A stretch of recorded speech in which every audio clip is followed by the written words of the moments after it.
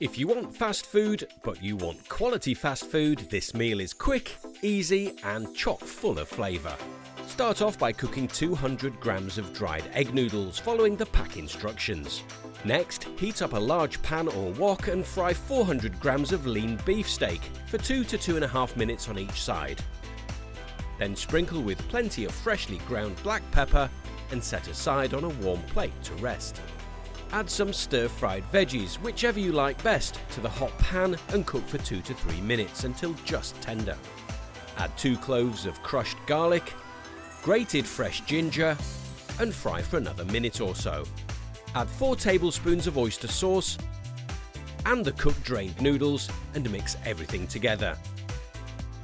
Slice the cooked steak and toss it through the noodles with a squeeze of lime juice. Divide between 4 bowls and serve straight away.